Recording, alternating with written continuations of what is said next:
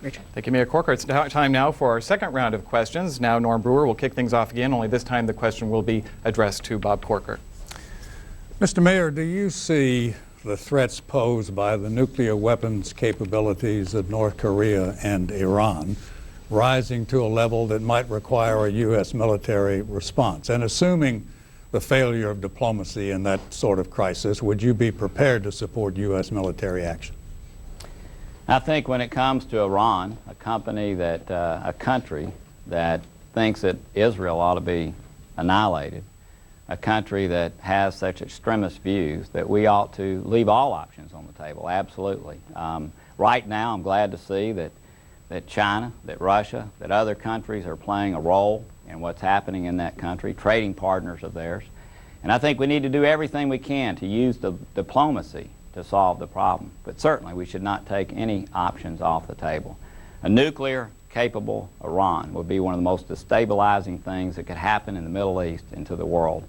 And we need to leave all our options on the table. Three things. I've been to Iraq 4 times. And the reason we can't leave Iraq, Mr. Brewer, is because if we leave the Iranians, the Shia-dominated Iranian government, the people in Iran are good people. 80% of them under the age of 35. They're good people. Their government's bad. If we leave Iraq today, and I mentioned Iraq coming to North Korea, if we leave Iraq today, the Iranians will take control of that oil. It'll become an incubator for more terrorist training. The mayor's right on one point. We have to leave every option on the table. But he's wrong if he thinks we should just continue supporting the stay-the-course policies that have been on the ground the past 3 years. My plan for Iraq is decentralized into 3 ethnic federations. Use Bosnia as the model, where you have Croats, Serbs, Muslims living apart but together and in harmony. Iraq and Afghanistan both, you didn't mention them in your question, if they are destabilized, we will lose a lot of the stride and momentum we've developed in the war on terrorism. In North Korea, Mr. Corker, it's actually Japan that is our greatest ally right now. Japan spoke up most loudly during the United Nations Security Council. It is my hope and my prayers that they will stand with us, and if not, Congressman, we will have to leave it all on the table. Got to cut you off there. And one moment, if I may. Yes, but sir. the question, Congressman, was could you support military action if it comes to that against Iran and North Korea? I'm the only one on this stage that has ever voted to send men and women in this country to war, even though it was flawed intelligence, Mayor Corker. We now can't leave. I understand the enormity and the gravity of that decision, Mr. Brewer, and if we have to do it again, I'm going to look at all the facts and I'm going to vote the interests of this great country of ours. Mr. Corker? Well, I did think I heard incorrectly. We were talking about Iran, and I do think that while the answer didn't address that, we have a similar position on that particular issue. And I think we can address it a little bit more later on. Thank you. Otis Sanford, you're next. Congressman Ford, Yes, sir. we haven't heard a lot from you or your opponent concerning Social Security. I know you obviously favor protecting its solvency. But could you tell us specifically how we would be able to do that as the number of people eligible for Social Security continues to balloon every day? Absolutely. 10 seconds, though. The reason I mention Iraq, Mr. Mayor Corker, is that the two go hand in hand. They're in the same region of the world.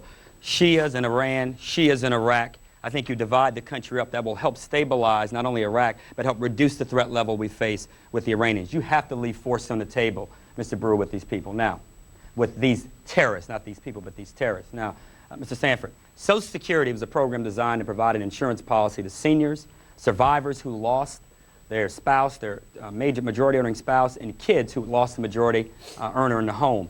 3 is also designed to help people who are disabled, who can't work. The primary purpose, however, was to provide some dignity for older people once they reached a certain age in life. We didn't want them to retire with nothing. I believe Social Security should go to those who need it most, first and foremost, as we reform this. The bigger challenge we have with entitlement spending in this country, however, is Medicare. We should allow Medicare to negotiate directly with the drug companies. That would save us 10 years. The conservative organizations, Mayor Corker, have estimated $828 billion over 10 years. That's the direction we should go. I'm sorry. Well, I appreciate the geography lesson, and we are talking Social Security. Is that correct? Okay. Listen, I've traveled around the state and met with so many people that are concerned about retirement, and we absolutely need to do everything we can to ensure that Social Security is solvent. We've got to figure out a way with the lessening number of people who are working and the growing number of people who are getting benefits to actually slow the growth. And there's been several proposals that have been put out. There's been indexing the growth of it to something other than wages, maybe cost of living. There's actually been a proposal called progressive indexing.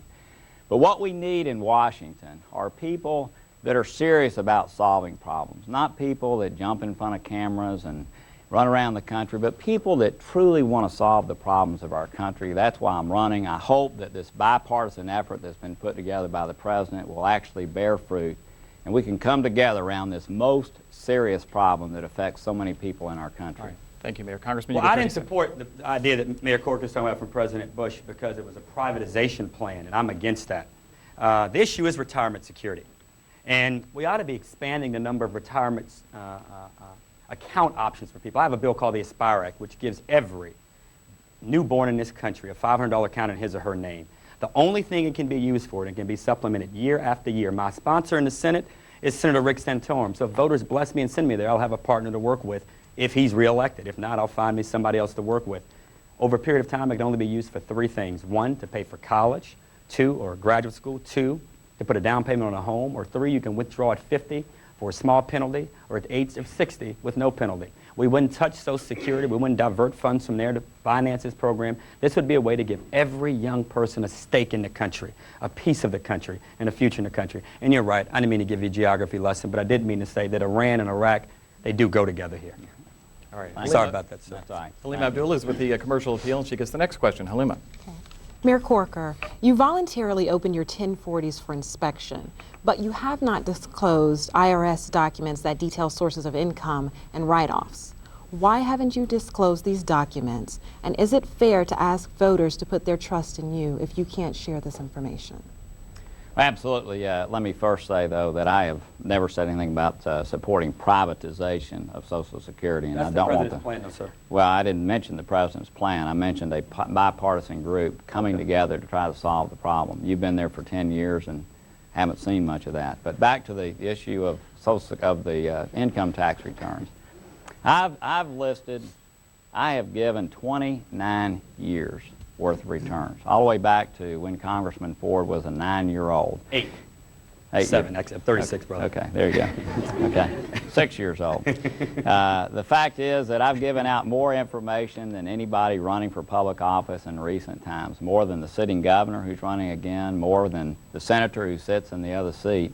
I don't know what else people here in Tennessee would want to know. They know how much I make, how much I paid in taxes, and how much I've given in charitable contributions. So I'm at a loss to understand. And by the way, that's far more than the law requires. Thank you, Mayor Corker. I've given all mine away. I'll put them all out on the floor here if you put all yours out on the floor. That way we can be done with it. I think it's clear.